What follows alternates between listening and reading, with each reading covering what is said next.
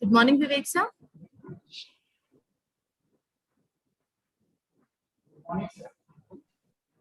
Yeah, good morning. Okay, so shall we start with the session? Yeah, please go ahead. Bharat sir, shall we go? Yeah, please. Yeah, okay. So, namaskar and a very good morning to everyone assembled here. I, Dr. Neha Sahu, on behalf of IBMR IPS Academy, along with our program chair, Dr. Vivek Singh Kushwa, and program co-coordinator, Dr. Kalicharan Modak, welcomes you all in day one of the AICT Training and Learning Academy Faculty Development Program on Fintech, Innovation and Transformation in Financial Market and Investment Strategies. The financial service industry is undergoing a paradigm shift. Emerging technologies like artificial intelligence, machine learning, the Internet of Things, the blockchain, combined with ever-changing customer expectations and preference, are redefining how financial environment has an enormous task. Remaining competitive in this constantly changing environment, it is very important to be a part of FinTech today. Every organization has the opportunity to forge a new FinTech future and win against their competition. We hope this FDP will provide a useful resource for understanding how different financial institutions are approaching FinTech and factors to consider as you define your own path forward. We anticipate that in this program, all the participants will learn the nitty-gritties of FinTech by a galaxy of experts from different areas of finance. But before moving ahead, we have our traditional auspicious lamp lighting ceremony as a tribute to Mother Saraswati, the goddess of knowledge and arts. She has 4 hands representing the 4 aspects of human personality in learning, which covers mind, intellect, alertness, and ego. So let's seek her blessings by worshipping her and ask for giving us wisdom and make this world a better place. So I request Dr. Kalicharan Modak sir to light the lamp virtually and symbolically inaugurate this program.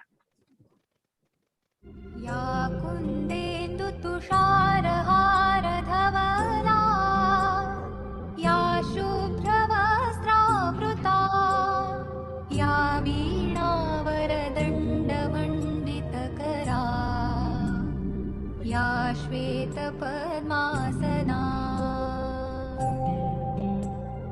या ब्रह्माच्युतशङ्करप्रभृतिभिः देवैः सदा वन्दिता सा मां पातु सरस्वती भगवती निःशेषजाड्यापहा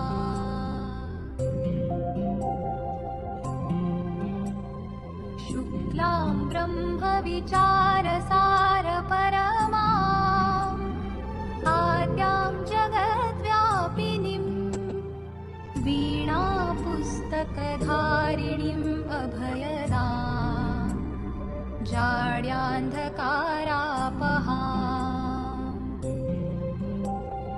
हस्ते स्फाटिकमालिकां विदधतीं पद्मासने संस्थितां वन्दे तां परमेश्वरीं भगवतीं बुद्धिप्रदां शारदाम्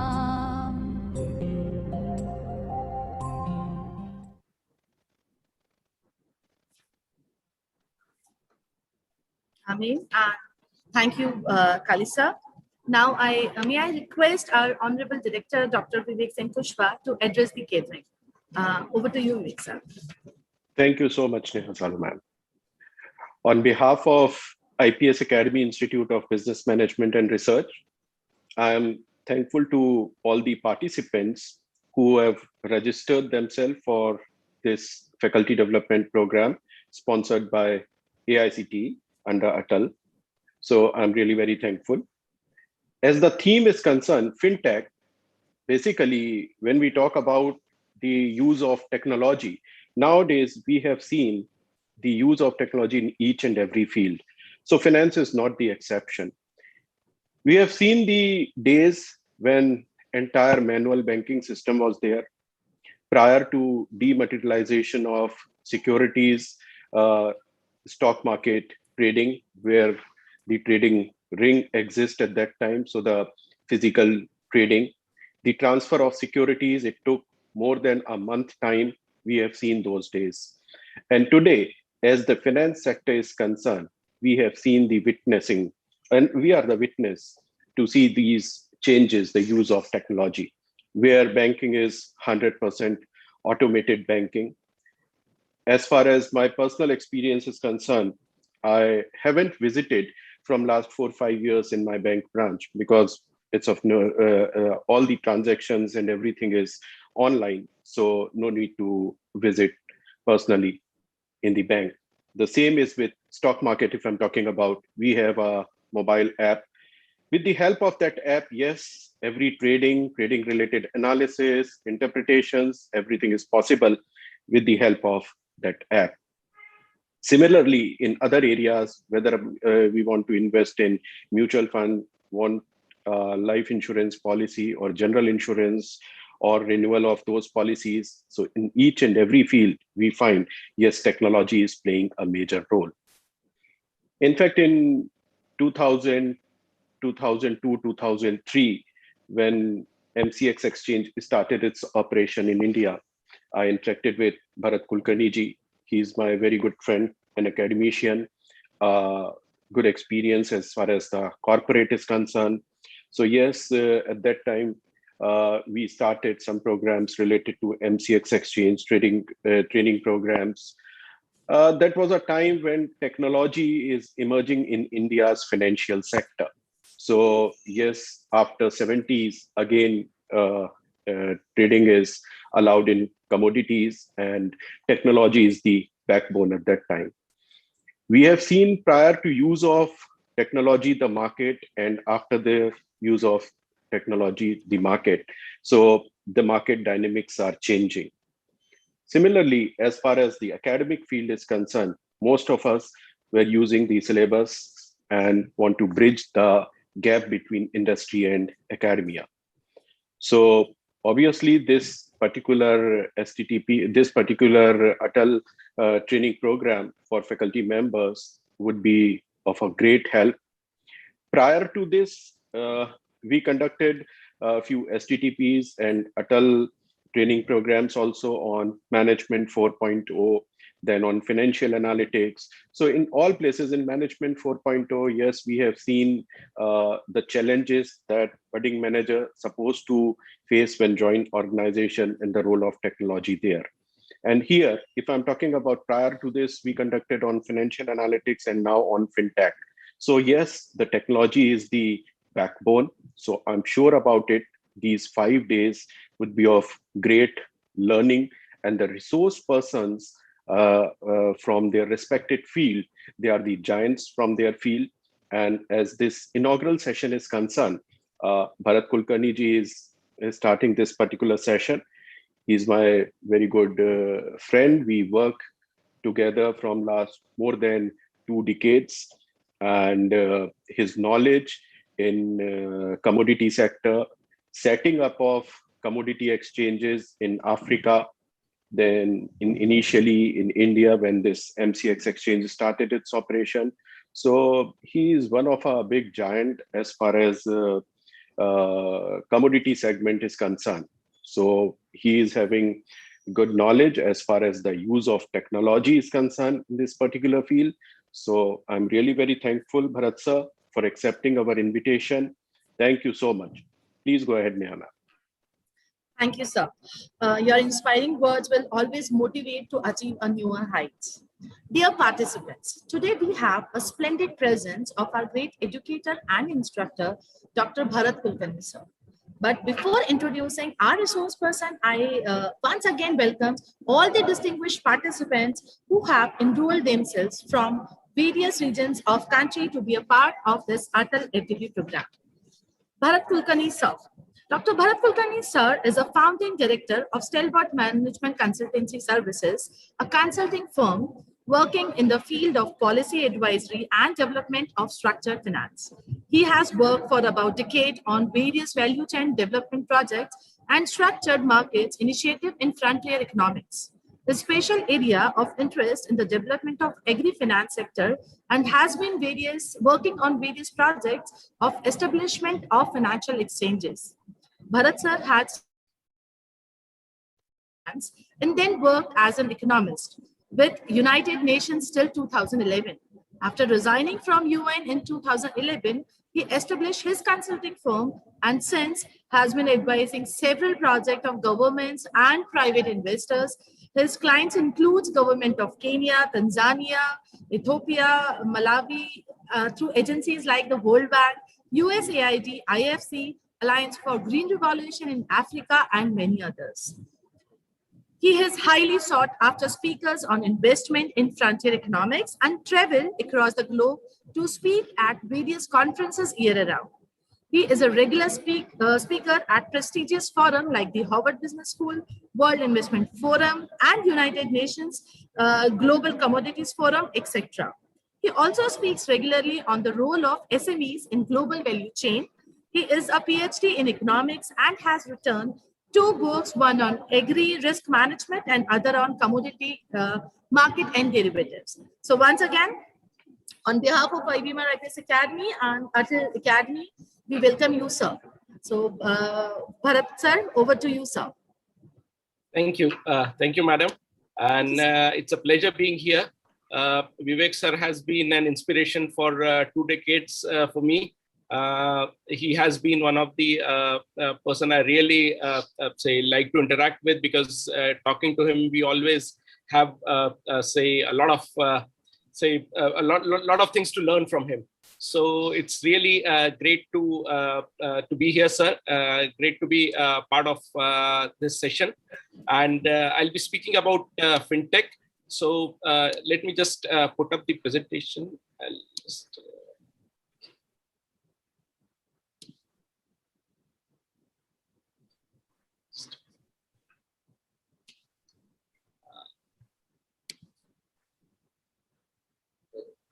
Kali sir, can I have the screen sharing, right? Is it there?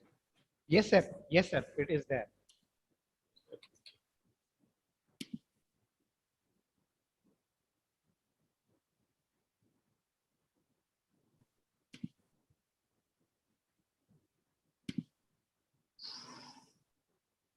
Are you, sir, please try once again. No, I think I can't. You have given the rights for the screen sharing, sir. Okay. Let me just give me a minute. Sure.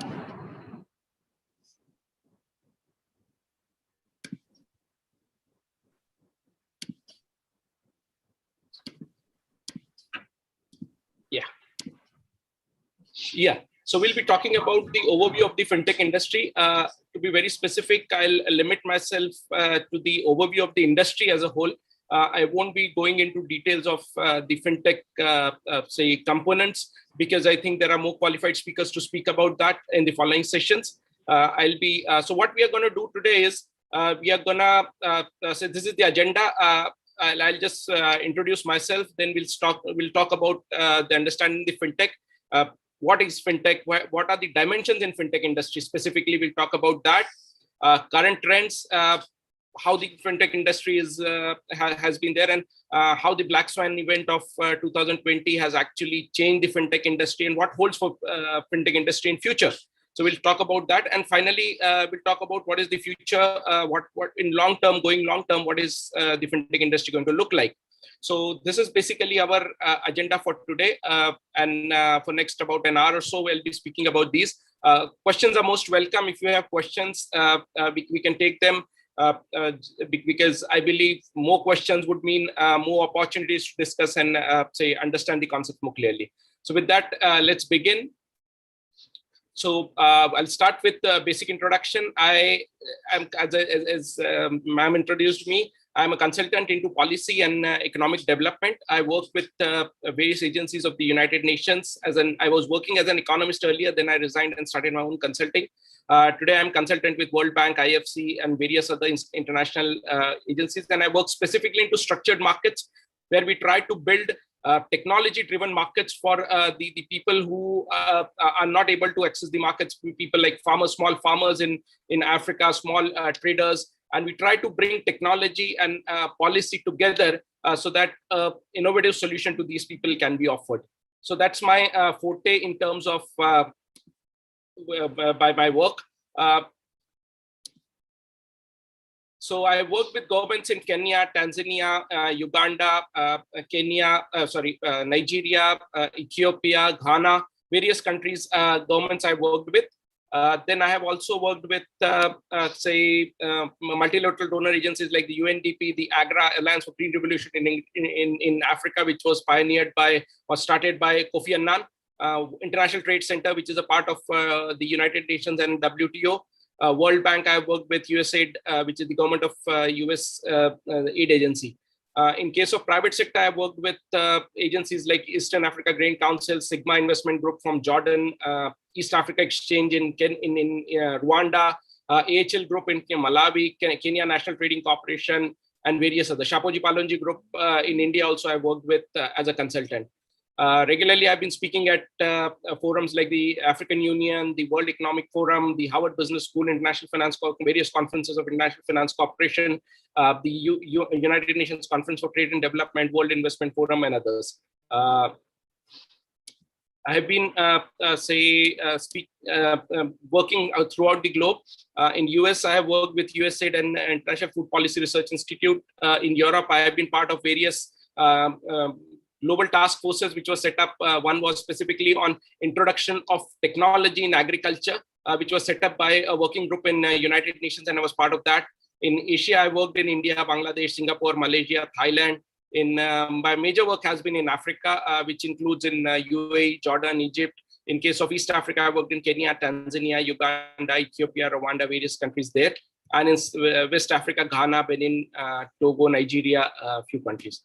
So with that, the reason why I introduced myself was to help you understand my background and help you understand what I have done. And based on that, the understandings that I have gained over these years about fintech, I'll be trying to put forward to you and help you understand where do we what exactly we mean by fintech and how this industry works. So understanding fintech now, as Vivek sir in the inaugural speech said, that it has become the latest buzzword, and it's very true. If you talk to anybody, everybody would like to bring in fintech, specifically the CFOs, the CEOs, and senior officials of the financial sector industry. They would like to use the word fintech quite often. And what exactly is fintech? And it has become a buzzword. That's for sure. But a lot of time I've seen, and it's my personal experience, without offense to anyone, a lot of people use fintech without really understanding what fintech means or what fintech is or what fintech really implies. So, and various components of fintech. We are talking about blockchains, we are talking about cryptocurrencies, we are talking about machine learning, AI, use of AI and ML in fintech. We are talking about cloud computing. A whole lot of words have been, jargons have been coined, and they have been used at the drop of the hat. But really, do we understand what this all means? That's the whole question. A lot of times we say, I was talking to a company here in India, and a big importing company, and we were talking about a sectoral development. We were talking about developing an import sector, specifically structuring their import markets and creating a platform where importers can transact with international traders. And it was an innovative concept that we wanted to bring in. It was basically digitization of the trade and building an electronic platform for trade. And the CEO of the organization, he was like, let's use blockchain. And I was like, okay, that's a good idea, but really, do we understand what a blockchain would be? And that's the sad reality. A lot of us, a lot of people who use the word technology, fintech, really do not know blockchain or cryptocurrencies, really do not understand what these words mean. And that's very important to understand. What does a blockchain mean? And this is why I think an initiative like this is very important, because this actually opens up the area of fintech and explains to you what exactly is this industry we are talking about. What is this 90-pound gorilla in the room? What are we going to, what exactly are we going to target out of it? What exactly we are going to learn out of it? What exactly are we going to implement, to be very specific? So a lot of times we really have to look into the, sometimes what happens is in the quest of say using huge and something very complicated words, we end up messing up the whole thing. Sometimes a very simple use of technology can also qualify as fintech. And that's something that we need to understand. Technology is an enabler. And how do you use technology to enable finance for the better good of humanity is what is to be looked into as fintech. For me, that's what I would consider as fintech, to be very, very specific. So, so let's understand fintech. What exactly is fintech and what exactly are we talking about? What are we going to say refer to when we say fintech? So financial technology, fintech is actually a short form of the word financial technologies. Incidentally, say financial technologies was a company that I worked for way back in 2005 to 2008, 2007. For 3 years, I worked with financial technologies, and they were a company which was an IT company. To be very, very precise, they were an IT company, but they were dominant players in the financial sector. The commodity exchange that Vivek sir was referring to, the MCX, was actually owned, started, and the only exchange to be pioneered by an IT company. So that is what that's a very good example of what fintech is. It is financial technologies, which means you have you use technologies to create and improve financial services for both consumers and businesses. So it's a merger of technology and financial services. Financial services have been there for years together. Financial services have been, say, a part of the human development.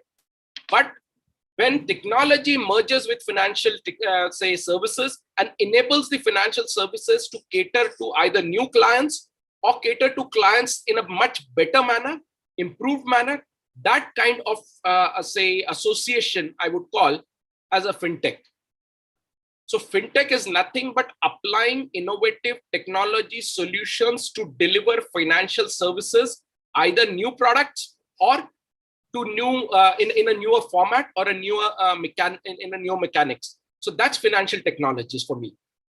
It includes everything from personal financial management tools, insurance payments, asset management, credit, saving back-end financial platforms, compliances, blockchain solutions, everything that can enable a financial service to be delivered in a proper manner, that can enable a financial service to be delivered in an innovative manner, would be called as a fintech. So it's basically technologies applied to financial services, to be very, very basic in terms of what we exactly mean by fintech. So moving forward, how does the fintech universe look like? So we have multiple technology solutions and technology, say, adoptions that collaborate to create a financial technology platform. So we have artificial intelligence and machine learning, which is something which is, say, very commonly used. Of course, all of us know artificial intelligence has been into discussion for years together now. Machine learning is a newer concept, but it's an enabler for artificial intelligence, where it's a very interesting concept. Way back, say in early 70s, when the computer networks were not so advanced and the computers were not so advanced as they are today, the engineers thought, can we develop a system that the computer learns on itself?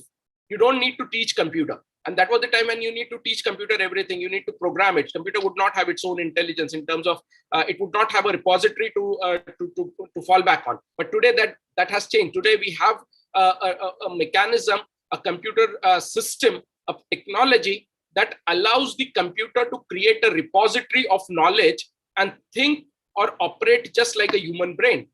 And that is what is called as machine learning. So those things have actually been adopted, applied into financial services, and that's what creates a financial technology.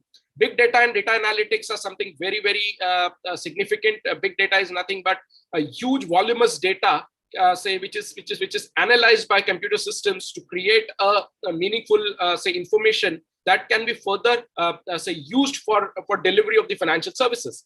Robotic process automations are there, blockchains are there. So all these things combinedly make up the financial technologies platforms. And these financial technology platforms are then used to deliver various financial services, which can be categorized into multiple aspects, which are like crowdfunding platforms. Now, what is crowdfunding? There were times when you used to, if you want to set up an industry, you would either invest your own money in terms of your own resources. Then came a time when you go to the bank, then you started going to the financial institutions, then you started going to the stock market, and you created these funds. Now, whenever these type of things happen, you need to have big investors. If you want to set up a big investment, or you want to set up a big organization, you want to set up a big, maybe a factory for that matter, or a manufacturing unit for that matter, you need big investors. So people who would bring in big amount of money, big quantum of money, lesser in number, but higher in quantity. Then came the technology in terms of stock markets. Now, stock markets also, IPOs started to come in, but again, the higher end, the higher cream of the retail investors were the people who would actually be investing into these IPOs. Most sophisticated people, technically more qualified in terms of understanding about the markets and all. So it was still an elite class that would invest. Now came a time when the funding can actually be done by anybody and everybody. An average Joe on the street can actually invest into businesses, can lend into businesses. He may invest a small amount, say into the business, which may not be sufficient enough to invest into stock markets or something like that. So it more democratized the financial services and made the financial transactions more broad-based, making it more smaller in number. The volumes became smaller, but the number of people, the transactions, the volume of transactions, or rather I should say, the value became smaller, but the volume became bigger. So anybody who has a mobile phone today can actually lend through a platform of crowdfunding. So that basically is crowdfunding. Now, crowdfunding is also in different mechanisms, or crowdfunding has different avenues. You have crowdfunding in terms of reward-based crowdfunding. You have crowdfunding in forms of equity-based crowdfunding. Various aspects of crowdfunding are there. So crowdfunding platforms have been newer. Crowdfunding platforms have come up in last few years, but they are platforms which allow a small amount to be invested. Whatever small the amount is can be invested into, into a business. And because it is invested by multiple people, or the number of people investing into investing that amount is huge, it creates a sizable quantum of investment. A lot of time, crowdfunding is used for financing the startups, because startups really do not have a history, they really do not have a mechanism to raise funds from big quantum funds from financial institutions or private equity or venture capital. So to begin business, normally we used to say startup is funded by the friend, by the owner himself, then the family, then the friends and family, and that's how it works. The next stage is actually you can actually go for crowdfunding, and because the amounts are small, people are ready to take higher risk. See, if you are investing 100,000 rupees or 1 lakh rupees into a business, you will think a lot of aspects. But if you are investing, say, about 100 rupees into a business, the risk that you are taking and the capacity of taking risk is different. And because of that, you are more likely to invest rupees 100 than rupees 1 lakh. That's the basic logic. And because of that, if say 100 to 1,000 people, 10,000 people, 100,000 people invest rupees hundreds, it becomes a sizable amount. And that's what is driving the crowdfunding. But then the biggest challenge was, how do you actually bring all that small investor on one platform?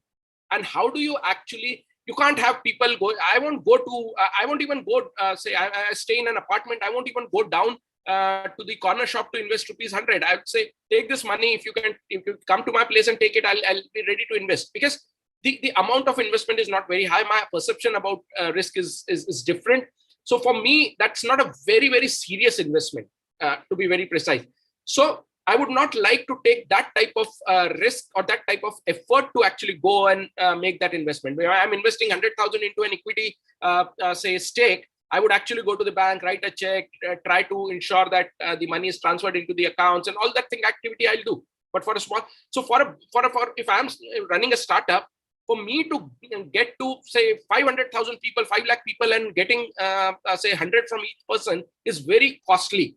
So that was not sustainable. But now with the advent of technology, I can actually, there are platforms that become aggregator.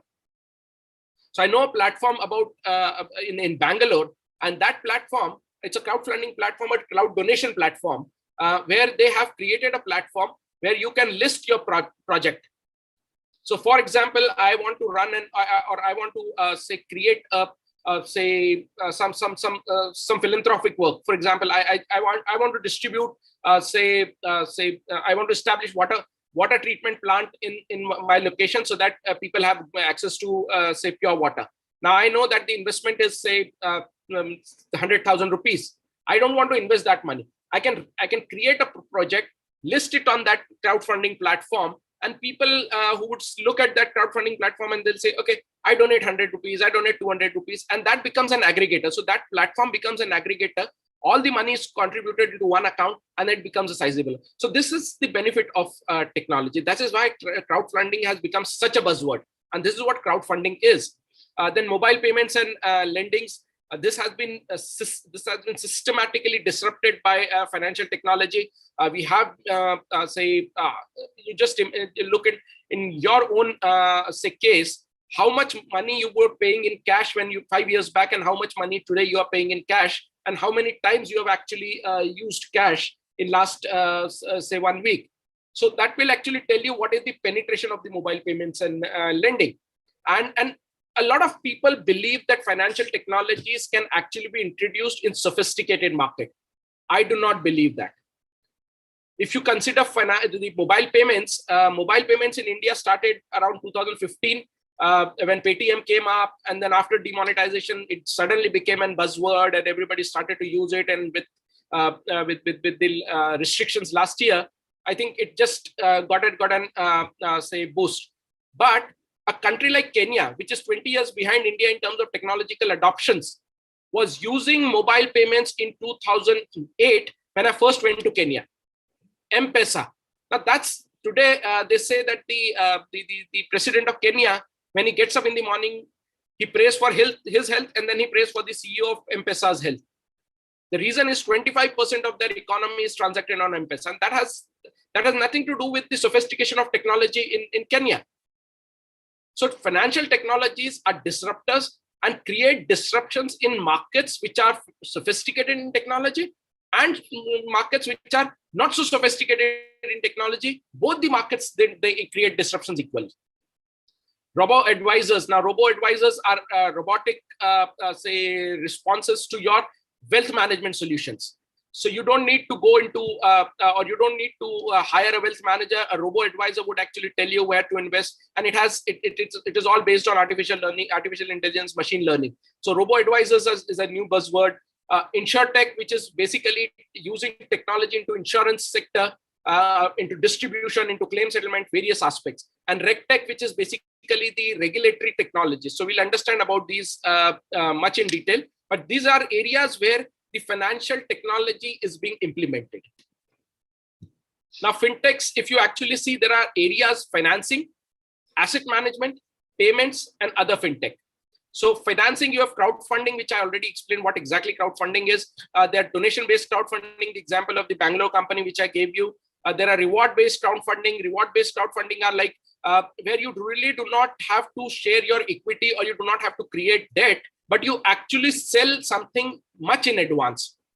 For example, a reward-based crowdfunding would mean if I'm creating, I'm probably setting up or creating a movie or a web series, for example, which is more relevant today. So a web series I'm going to create, but I need to invest. So what I'll do, I'll already sell these the streaming rights to Amazon Prime or Disney Hotstar or some other platform, and that money I will be utilizing to to do my production. Now that is a typical financing arrangement. If I don't want to give a single entity the rights, I can actually give IPR about it to hundreds of people, and those hundreds of people can actually fund my operations. And that is crowdfunding, which is on reward base. So I have an streaming right, somebody in US, somebody in UK, somebody in Australia, somebody somewhere, and various people, various platforms. Everybody gets a right to stream that, and I get the funding. Everybody invests a small portion with a restricted right, and that's a crowdfunding for reward. So multiple, or I'm creating a platform, a software platform, and I already sign up with hundreds of banks across the world to give that platform to those banks, and on a royalty fee, and that is basically my reward-based crowdfunding. So that is what we call reward-based crowdfunding. Then you have crowd investing, which is basically investing into startups in small amounts, where you can actually own an equity and create an equity right into the startup. Multiple equity people with very small quantums are created, and then crowd lending, which is basically a P2P lending system, where I can lend 100 rupees, 200 rupees, 500 rupees to somebody and still earn interest on it. So these are enabled by financial technology. What financial technology has actually done is it has created a platform where multiple people can be accessed and aggregation can happen. And the networks can be used for smaller values as well. Yesterday, I was joking with my wife. I made some payment on a mobile app and got a cashback. And I was telling my wife, see, I've grown rich today. I've got a 1 rupee cashback. But the important thing is, even a rupee cashback can actually credited back to your bank account.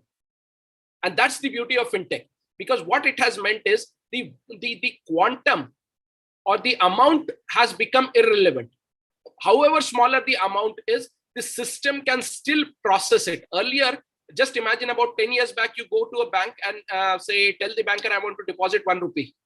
He'll laugh on you. He would have laughed on you. But today, there are companies who are giving you cashback and depositing that rupee 1 in your bank accounts. And that is happening. That is because the technology has enabled it. So we have then credit and factoring, in which we have various payment solutions, various lending solutions, P2P lending, where peer-to-peer people can lend, people can transact, funds.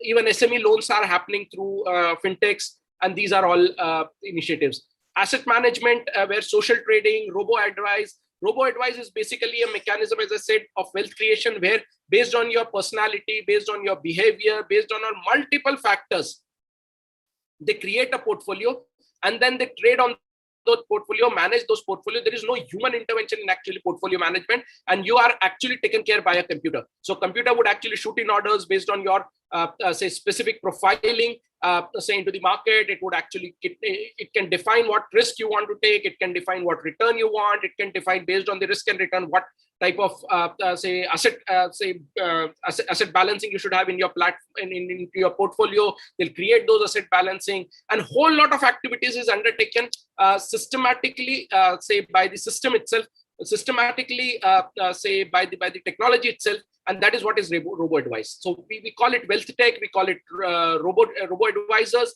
and that is a new concept that is coming up, at least in India. Then we have, issues like, personal financial management, investment banking. So a whole lot of asset management solutions are there in fintech. Payments, alternative payments method, no need to talk about it, because all of us have been using it. May it be Google, may it be Paytm, may it be WhatsApp payments, may it be your QR code payments, may it be your card swiping. All these are alternate payment methods, and all these alternate payment methods have developed because of fintechs coming into picture. Today, the majority of the this disruption is huge. I was reading some reports, and it says that 83% of the bankers globally worry that their payment market, their payment and solutions market, solution market would actually being taken up by fintechs. Now, Google is not a bank, but Google is transacting payments. Paytm is technically not a bank, but Paytm is actually processing hundreds and thousands of payments. If you actually look at the quantum of say payments that are going through the new mechanism or the new alternate payment methods, they're really say huge. Then you have blockchain and cryptocurrencies. I won't go into much detail of blockchain and cryptocurrencies because you have already a session on that where technical experts would speak about it. But these are again, say changes or payment methods that have changed. Not in India, but globally, cryptocurrencies are becoming, there are exchanges coming up. I worked on an exchange, I worked on a feasibility study for a commodity, not commodity, but a cryptocurrency exchange in one of the Middle East countries. Very fascinating area. And then you have you have other fintechs, which include, say, agri fintechs also come into picture, and whole lot of health fintech come into picture. So whole lot of other payment mechanisms are coming into picture. Then we talk about, say, fintechs in terms of insurance, insurtech, we call them, search engines and, say, comparison sites, for example, Paisabazaar or PolicyBazaar.com. PolicyBazaar is an aggregator. So what it is doing is it is aggregating and it is comparing various, say, policies based on your preferences and telling you what is the best. It's a type of a fintech. And then, of course, it allows you to transact on or book or say take up policies and whatever you need to do, you can do with that. Then technology, IT, and infrastructure. There are a lot of say fintechs into that space and various other. So a lot of wide say canvas is there for fintechs. What is the infrastructure that a fintech requires? Cloud computing with the AWS, the Amazon Web Servers, and all these server systems coming up, and servers becoming more and more cheaper to use. You don't need to really invest into servers. Cloud computing becomes a very, very important aspect. And I should share this an interesting joke with you about this. Is about 10 years back. I think at around 2011. When we were working in a country like Malawi, which was very, very, which is an LDC and ranks about 114 out of 192 countries in the world, and very basic in terms of infrastructure. And this was a company which was actually, which actually transacts more than say 500 million US dollar transactions, because they are the authorized say platform by the government for the agriculture, the tobacco trade, and tobacco is the biggest export commodity that they do. So all the tobacco buyers buy it from them, and so this is a company which technically is say a Fortune 500 company.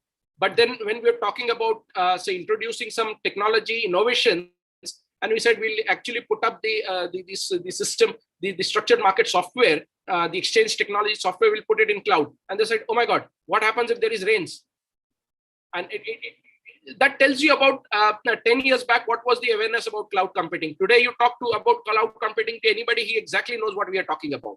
So that is the change in, say, approach, the change in understanding that has happened over 10 years. AI, machine learning, mobile computing, data analytics, APIs. APIs are the main critical aspect of fintech, because fintech companies, when they exchange data, they exchange through APIs. And how secure this API is. See, it's for a bank, the database is very secure. You have multiple layers of security, and normally the attacks or cyber attacks do not happen on the specific database. It happens through an API. API is the, in simple terms, if I define it, is basically the interface between the bank and the external fintech server. For example, a Paytm, when it is actually making, say, taking money from your bank account and depositing in somebody else's account, what it is actually doing, it is actually talking to the bank server on both the ends, and it talks through an API. And that API is where the maximum risk is. So banks find it very, securing the APIs is the biggest security risk that the banks have. So that's something which is important. APIs are the integrated systems, or integrated, it's basically an interface through which the interactions happen, the fintech interactions happen. So you have to plug in into any server or any system of a bank or a financial institution, you go through an API. So that's what API is. IoT, again, say has become an integral part of fintech, cybersecurity, because of the risk, blockchain, cryptocurrency, AR, VR. The AR is basically augmented reality, VR is virtual reality, and you'll be amazed to see how innovatively these are being used. And I know a company in Switzerland that is actually creating a 360-degree, a virtual reality trading room. So when you actually, they have a trading helmet. It's kind of an interesting concept. So you wear that helmet while trading, and that helmet actually has the virtual reality system that would actually, you would feel you are into that trading room, the trading all over 360-degree. There are trading walls where you have information flashing, you have people talking to you, you can walk up to an advisor, speak to him. All these type of things are happening. And this is just for the CX, which is consumer experience. And that is something which is significantly, transforming the whole of the stock trading world. Axis Bank in India, for example, has actually launched an Iris plus an augmented reality system where it actually uses your face and your facial expressions to verify and biometrically authenticate your your identity.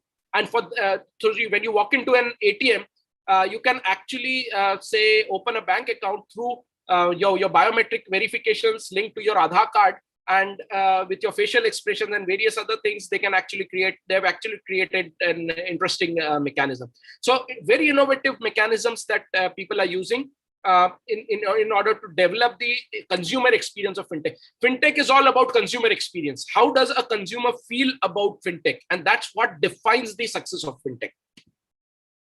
So how fintech has emerged over these years. 50s. So fintech, normally when you talk to a techie guy, he would say fintech, no, this is not old. This is just new. This is only after 2008 that it has come. So technically, a lot of people don't evaluate the online trading and the internet-based tradings into fintech. But I would normally, I consider the fintech as a larger industry. The overall deployment of technology in phase-wise, how it has happened over the years, is actually defines fintech. Yes, after 2008, the speed at which the technology is being implemented it's I can call it a breakneck speed, where you are seeing every day a new technology coming up, and every day a new application coming up, a new startup coming up, and a whole lot of things happening.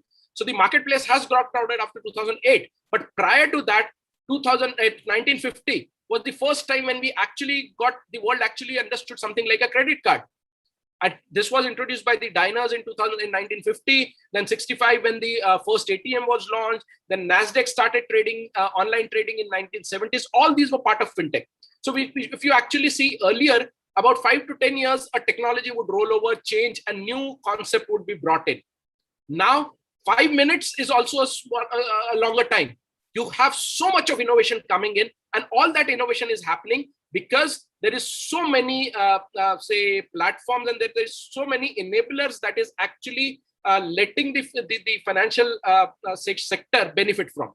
So that's why there was, from 50s to 2008, if you actually look, the speed at which fintech was being introduced was very small. The regulations were not very conducive. The regulators were apprehensive. So because of that, the speed of technology immersion into finance was not very high.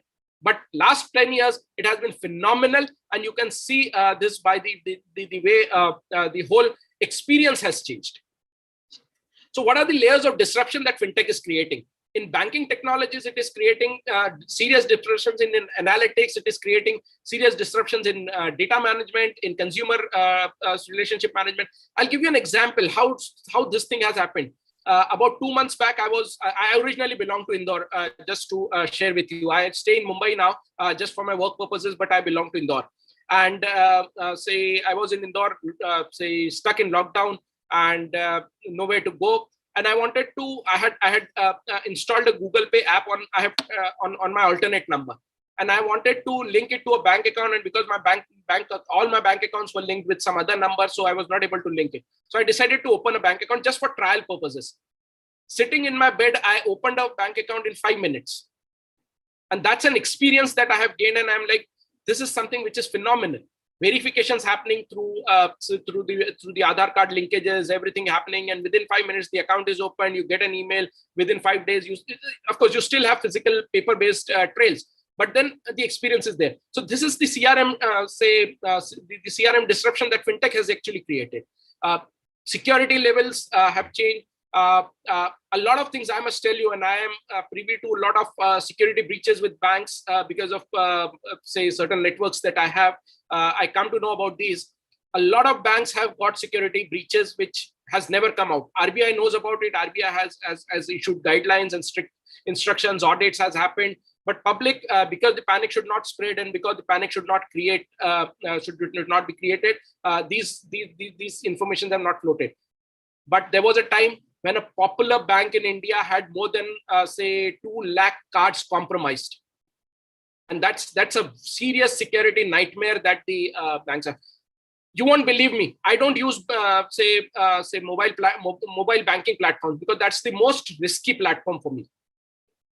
And a lot of cybersecurity experts, if you talk to, they'll tell you, avoid using mobile banking because the security layers in mobile banking is the least protected. And that is why security has become a nightmare for banks. So a lot of disruption is happening in that. A lot of changes are coming up, positive and negative both. And that's the disruption in the banking technology.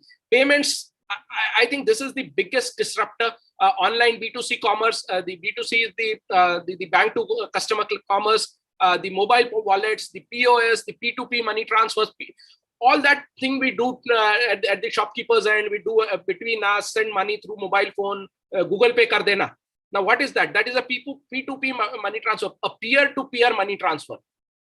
And that has actually transformed the whole thing. That has actually transformed the whole payment systems in the world. Payment solutions have come up. You can see so many companies coming up with new payment solutions, and you just say every day there is somebody new launching and say everybody creating their own niche into the market. So in payments, a lot of disruptions happening in these areas. In cyber currency, blockchain, Bitcoin. Bitcoin was the first to create a cryptocurrency. Now you have multiples of that. Digital wallets, cryptocurrency exchanges. I told you I've been part of setting up a cryptocurrency exchange feasibility study. It's a very fascinating world. So that is in cyber currency. In business finance, you have P2P business lendings, peer-to-peer business lendings, where an individual can actually now lend to a business. And that's a very interesting concept that has been brought in by these, say, fund-based fintechs. Credit lines for business, crowdfunding. In consumer finance, again, P2P consumer lendings, robo-advisors, and a whole lot of things. So number of things have changed. Number of things have actually been disrupted by the financial technology in the conventional financial services industry. Where are these disruptions happening? The largest number of disruption is in consumer banking and fund transfers. Majority of the innovations that have been launched are in these areas. Probably because the regulators have been much friendly in terms of accepting the disruptions. The fintechs have been, the platforms have been there, the enabling environments have been there, and all of that has contributed. As I said, more than 83% of the bankers feel that consumer banking and say payment systems would fundamentally change, and their business would be eaten up by the fintech companies. And that's something which is significant, and that's something which is really say giving nightmares to the CEOs of the big banks.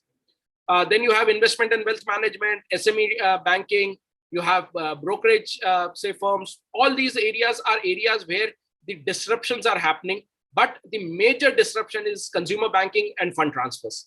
How many of us actually, honestly, how many of us actually go to the bank to withdraw cash now? We just, I'll give you my own example. In my own house, my wife, she uses Google Pay. And yesterday, the day before yesterday, we were at a shop and she was saying, this Google Pay has been the most convenient revolution in my life, because now I really don't need to worry about going to the ATM, getting cash, getting this, swiping a card, and all these things. Say it's just a click of the button and it's happening. It's very comfortable. All of us like to do that. And that's the disruption in the payment system, that the fund transfer system that the fintech has brought in. A lot of times, I personally tell people, forget about bank transfer, just Google Pay kar dena, just Paytm kar dena. Now that has become so much convenient to us, and that is the fintech, fintech-driven change that we have brought in. Now, Bill Gates in 1994 said, banking is necessary, but banks are not. And that is a very important statement, which we are seeing in action now. We are actually seeing that banks are really not important. All those functions that a bank can do, your mobile phone can actually do. An enabling environment or enabling, say, system on your mobile phone can actually do. So money deposit, you have payment solutions, withdrawals, payments. You really don't need the bank for that now. Account opening, you really don't need the bank to go there. And that has actually brought in, I don't know if you know about it or not, but there are concepts, especially in Western and the developed economies, this has become quite popular. And in India also it is becoming, but RBI is a little bit slow into it. We are now getting a concept of digital banks, banks which really do not exist on ground in the sense, do not exist in physical format. They're just electronic, say, networks. And through these electronic networks, they are creating, say, systems that is allowing a consumer to use all the banking facilities without actually having a bank in place. And that's something which is a disruption. And this disruption was predicted by Bill Gates in 1994. Of course, it took time for us to actually come to this level. 2008 financial crisis actually pushed us into this. 2010 onwards, the enabling environment started to create. The concept of blockchain came in. The concept of the mobile-based systems came in, and a whole lot of changes have helped it.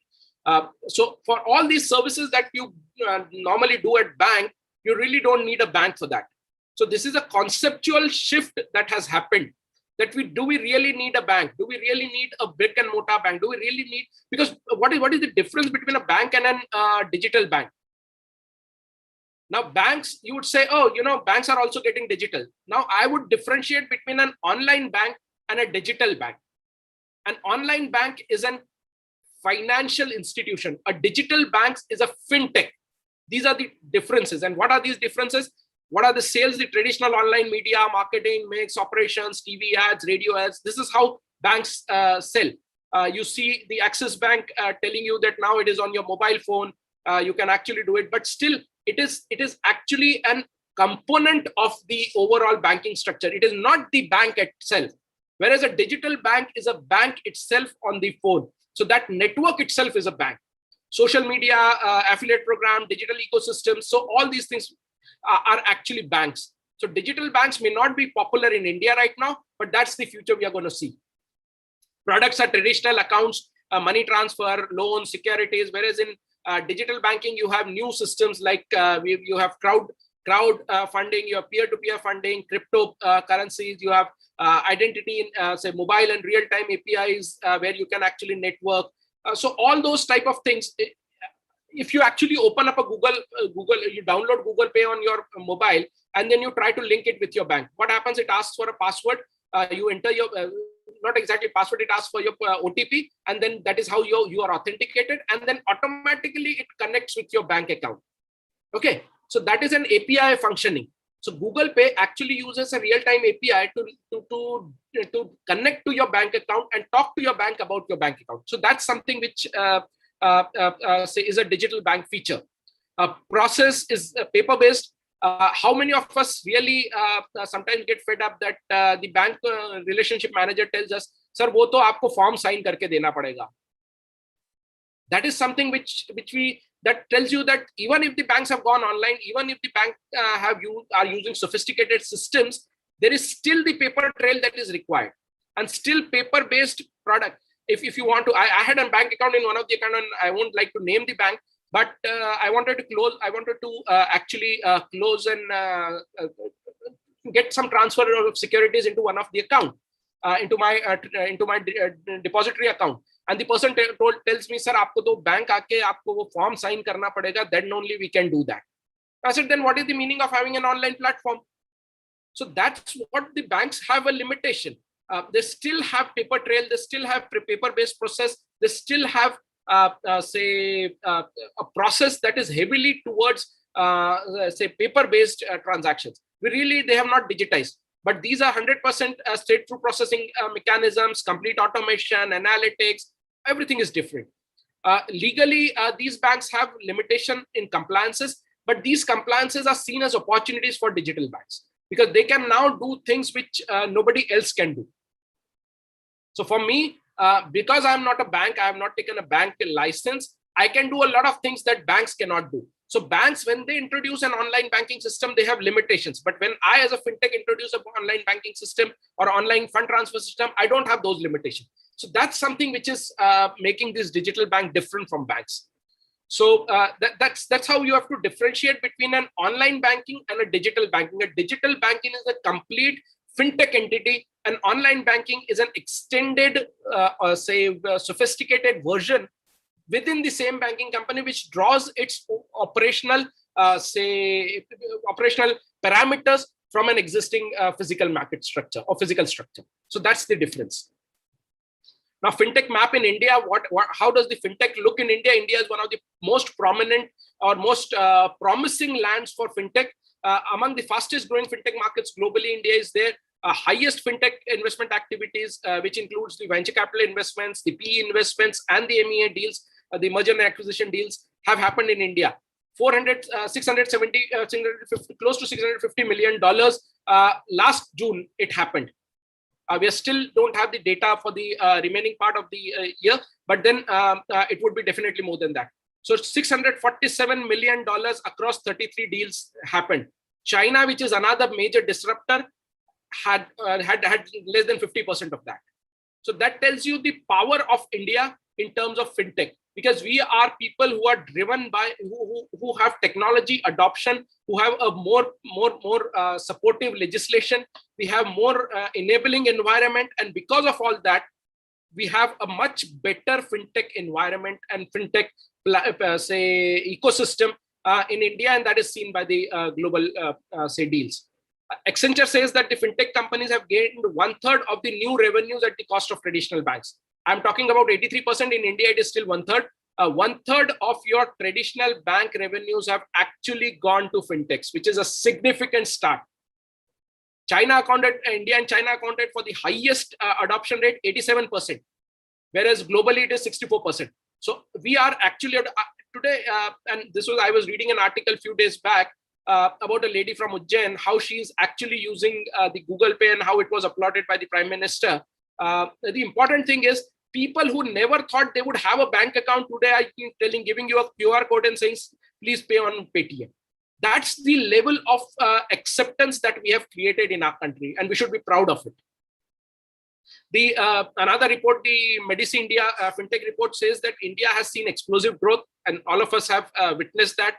New ventures have launched in fintech space. In 2010 to 2015, there were about 1,216 new ventures came up, whereas 2015 to 2020, about more than 3,000 ventures have come up. And all these are startups across payments, lending, wealth management, agri-tech, health tech. All these are subsidiary areas of fintech. So all these areas have actually seen a lot of investment into, into this space, and a lot of innovative models have come up. And what is actually driving this? Why in India we are saying that we are in a purple spot? Why we are saying that we have the most convenient platform for expansion? Because of multiple reasons, which is we have the biggest game changer has been the Aadhaar-based authentication system. So the Aadhaar-based authentication system has actually reduced the risk of identity frauds and risk of identity mismatch to a large extent. So Aadhaar-based verification has been the biggest game changer in fintech. For everything, you need to have your identity established, and nothing better than an online mechanism of Aadhaar is there. Now we are looking at DigiLocker as well. DigiLocker is basically another mechanism of actually digitizing your all records and letting it go on or letting it have to someone on a specific request authorized by you. So if I want to give my identity details to somebody, I don't need to send up a plethora of documents to that person. Earlier, what used to happen, I was in Ethiopia in 2007, and I wanted to open an NRI account. I just joined the United Nations and based there, and I wanted to open an NRI account in India. I had to courier about 100 pages of documents from there to India. Today, that is not required. I told you I opened a bank account sitting down in my bed. So that's the change that has been brought in, and that is why the fintech has suddenly exploded. So because the identity risk has now been taken care of. So that is there. Everyone has a bank account today. Why a small vendor on the street can actually tell you that, sir, please pay on Paytm? because he has a bank account. And thanks to the Prime Minister Jan Dhan Yojana, which actually, as per the World Bank, and I was talking to one of a very senior officer in World Bank in Washington about 3 years back, and they were really amazed to see how India can actually open up a bank account, can bring in a financial inclusion, activity for people who were remote in their presence. How did actually India did it? And a lot of that is because of fintech, because of Aadhaar, because of these enabling environments. So I think that's something that has enabled the fintech to really explode in India, fintech platforms to explode in India, because everybody has a bank account, everybody is into financial, into the financial inclusion system. Building, scalable platforms to move money like the IMPS, the UPI, the Bheem, all these are platforms which can be utilized by these fintech companies to enable their transactions. And that is something which has also contributed to the phenomenal growth of fintechs in India. Allowing banks and fintech companies and wealth insurance company to access platforms like UPI, GST, GSTI and DigiLocker to innovate. So that has also led, today, if you just give your Aadhaar number, your PAN number, and we are also going to talk about a disruption that is going to come into India later in the presentation. But with that, those documents, and then if you have a DigiLocker number, you can give your DigiLocker number and give the permission to fetch your data. All your data can be evaluated online. Of course, it has its own risk of security, but then given the way it is managed, I think that risk can be contained. So that is where a lot of changes have actually brought in the explosion of fintech in India. This is a fintech map of India in lending. We have companies like Fairsend, which is a leader. You have, various other, agencies or various other fintechs, Bank Bazaar for that matter, Paytm in case of payment sector, Mobiwick, Freecharge, CC Avenue in case of payment gateways. In case of, peer-to-peer transfer, you have PhonePe, you have Google Pay, you have WhatsApp Pay, you have Amazon Pay, all these are there. Then we have payment banks like ATM and the Paytm and the ATAL bank. Payment banks are banks which can actually, which cannot accept deposits, but which can actually give, payment platforms. So they can process payments, saving account can be opened, but they cannot give loans. They cannot do a lot of activities that the conventional banks can do. So that is something which is there. So in insurance, you have ACO, which is a digital insurer. In case of regulatory technology is basically technology that enables regulation. So your compliances are all managed by a technology platform. ClearText, Easy My GST. So GST all is online. And that has actually created a lot of, changes in the fintech. Because now, anybody, if you give your GSTN number, your details about GST, your authenticity about GST can actually be fetched. So all those things have happened because it has become an online system. So Easy My GST, ClearTax, these are companies which are playing in those segments. So you must be seeing the ad of Upstocks. Upstocks is nothing but a digital broker. Zerodha, another digital broker. So these are, companies. Now, we'll briefly talk about the current trends. There are about 96 fintech unicorns globally. And if you actually see, a lot of those are in Asia and in America. So these are the two continents where clearly the fintech revolution is happening. US has the highest fintech revolution. India and China are following it up. Europe has some, but the majority are in these locations. The combined net worth of these 96 fintechs is about $404 billion US. And Unicorn is basically a company that has a 1 billion valuation. And that is something which is phenomenal. 96 fintech companies across the world, which is a huge number. In India, we have, companies like Pine Lab, which has come up with payment solution, the card swiping machine and all. Zerodha, which is an wealth management system, Policy Bazaar, Razorpay, BillDesk, Paytm, all these are billion-dollar companies. These are Indian unicorns. And these are companies which have created a huge disruption in Indian markets. Fintech, what has COVID done to the fintech? The black swan environment of 2020, where everything came to a sudden stop and everything became very, very, different. It was a testing time for banking system. Fintech segments actually grew in this phase. Fintech verticals like digital payments, saving, regulatory technologies, all these things All these areas had a double-digit growth in transactions. And the Black Swan event posted sector-wide operational performance and financial risk. The challenges were there, but the growth was also there. These were the sectors which grew at double digits during the 2020 pandemic period. Over the top enthusiasm of early stage funding has ended now. You are seeing investors looking at diversified fintechs and heading towards a more mature fintech to invest, and long-term say growth is the objective. Profitability, they have to rebundle and say diversified financial and non-financial services. For example, if you look at a lot of fintechs are actually adding more and more services to their say to the delivery platform. Why? Because more services means more revenues, and more revenues means more sustainability, more scalability, and that is what is, and more in valuations, and that is why they are moving towards the new idea. Verticals in which the changes have happened are digital asset exchange, digital payments, digital saving, wealth techs, all have say a 19% growth rate as per the World Economic Forum. Globally, I'm talking about.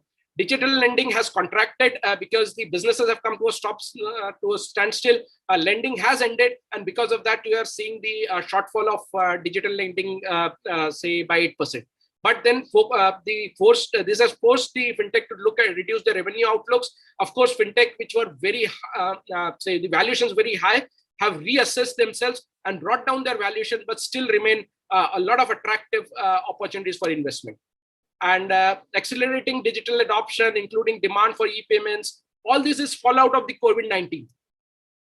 Radically shifting consumer behaviors, including use of e-commerce platforms, digital customers. Yesterday, I was talking to a friend of mine who is executive vice president on one of the at Arvind Brands, which is the owner of all the multinational clothing brands in India, and they were telling that their sales from say the brick and mortar structure has actually migrated into e-commerce structure, and that is something which is a significant thing, because the more e-commerce means more e-payments.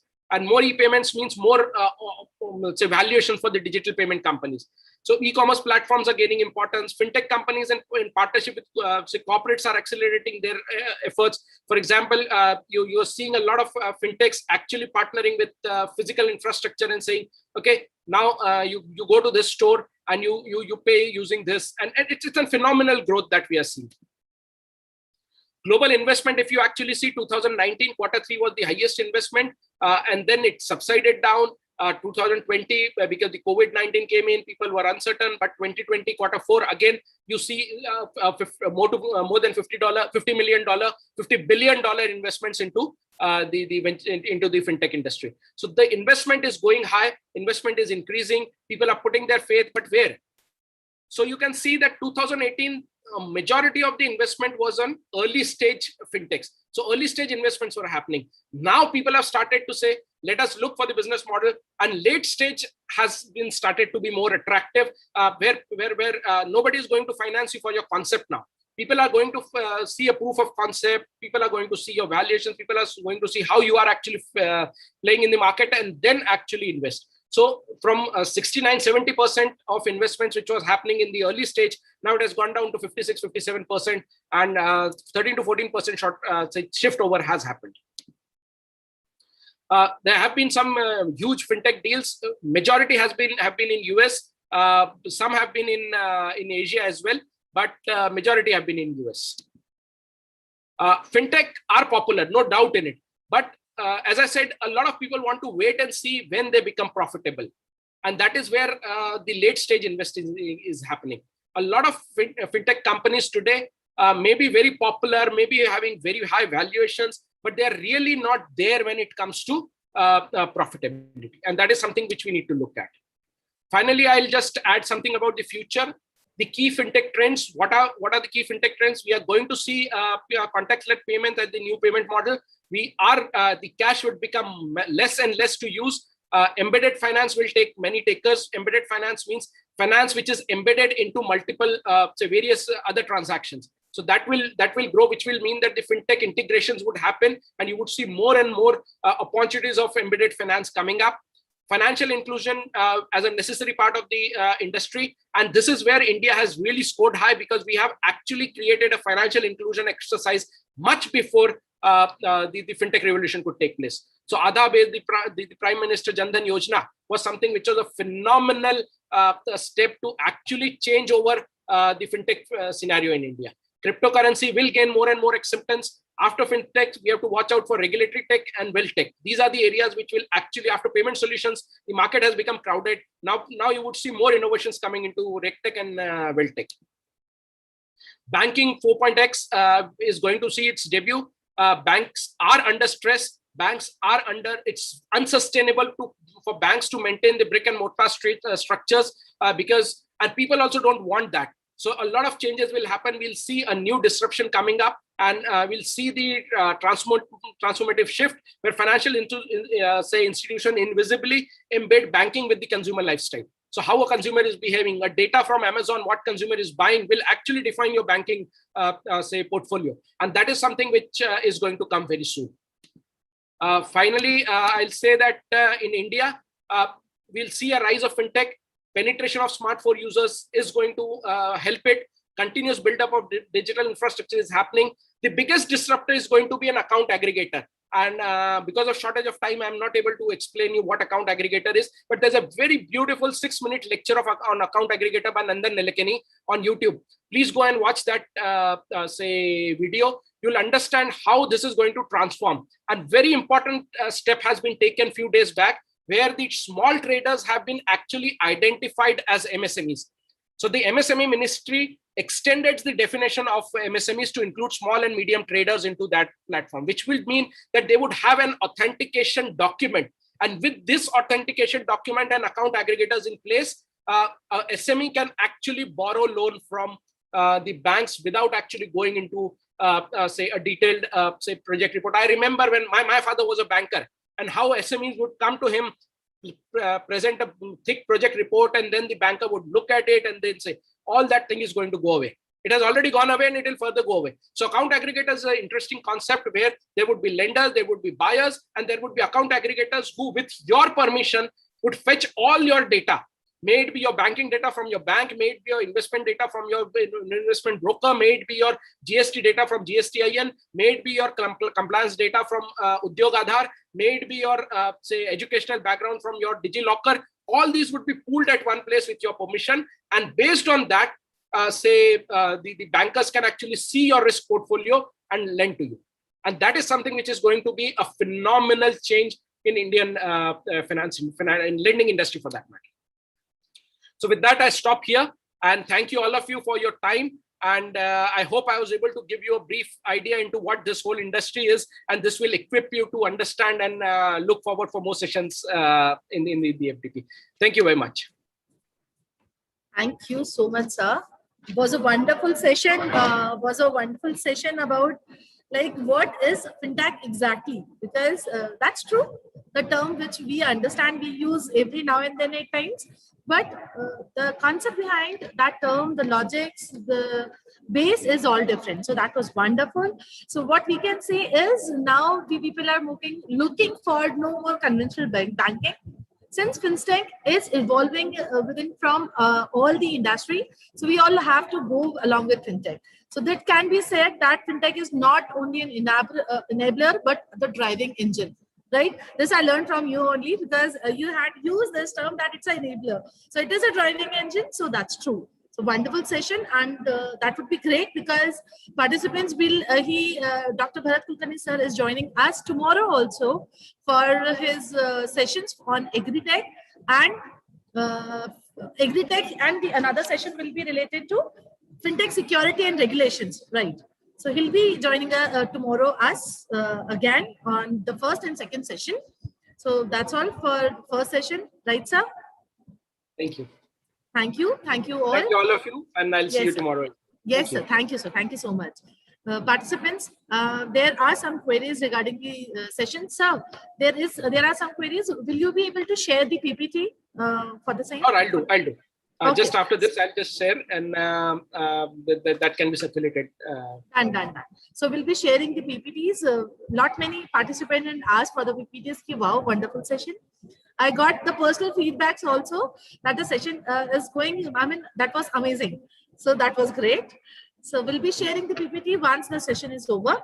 you people may join the inaugural session which has been conducted by ATAL portal. We had already shared the link for the same. So if possible, please join through YouTube. And we'll be getting back again here by 12 o'clock. So we'll be meeting again by 12 o'clock. The second session will start from 12:15 p.m. So that's all for the day. We had already shared the feedback link. Make sure to fill that feedback form. For attendance, feedback is not a part of your attendance. Feedback is somewhere which we are collecting and that will be get circulated to our resource person as well. So please do fill the feedback. For attendance, we'll be marking your Zoom attendance, which is mandatory, right? So there are a few queries which I have to answer in between. So that's all for the day. Thank you all. Thank you, sir. See you on ATAL portal and see you tomorrow again, right? Thank you. Thank you. Have a nice day. Thank you. Thank you, sir. Thank you so much.